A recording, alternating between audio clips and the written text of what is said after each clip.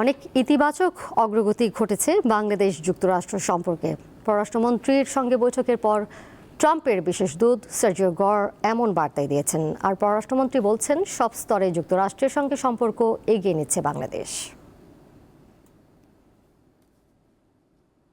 President Donald ট্রাম্পের বন্ধুস্থানীয় ব্যবসায়িক অংশীদার। দ্বিতীয় মেয়াদে প্রেসিডেন্টের দায়িত্ব নেওয়ার পর সার্জিওকে ব্যক্তিগত কর্মকর্তা হিসেবে নিয়োগ দিয়েছিলেন ট্রাম্প। এরপর তাকে দায়িত্ব দেন দক্ষিণ ও মধ্য এশিয়া বিষয়ক বিশেষ দূতের। চলতি বছরের শুরুতে ভারতের মার্কিন রাষ্ট্রদূত হিসেবেও নিযুক্ত হন সার্জিও। তিনি বৃহস্পতিবার এসেছেন 3 দিনের বাংলাদেশ সফরে।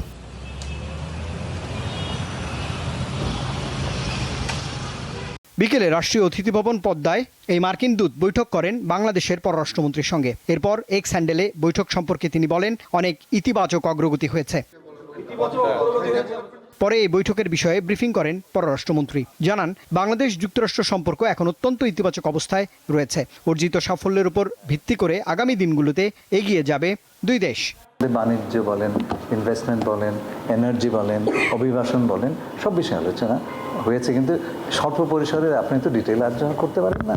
We discussed about general way forward. আমাদের সম্পর্ক এখন একটা অত্যন্ত ইতিবাচক অভিমুখে আছে এবং আগামী দিনগুলিতে আমরা will build upon the achievements we have made so far. জানান, আঞ্চলিক নিরাপত্তা এবং এই অঞ্চলের দেশগুলোর সঙ্গে বাংলাদেশের সম্পর্ক নিয়ে যুক্তরাষ্ট্র উদ্বিগ্ন নয়। মার্কিন যুক্তরাষ্ট্রের কোনো উদ্বেগ বা টেনশন কি আছে? আমি চীন এবং ভারতকে নিয়ে এই বিষয়ে কোনো আলোচনাই হয় নাই, সুতরাং আমি ধরে নেব এই বিষয়ে কোনো উদ্বেগ নেই। শুক্রবার কক্সবাজারের রোহিঙ্গা শরণার্থীদের পরিস্থিতি সরজমিন দেখবেন মার্কিন এই দূত। সফরের দিনে শনিবার প্রধানমন্ত্রী তারেক রহমানের সঙ্গে সাক্ষাৎ করবেন তিনি।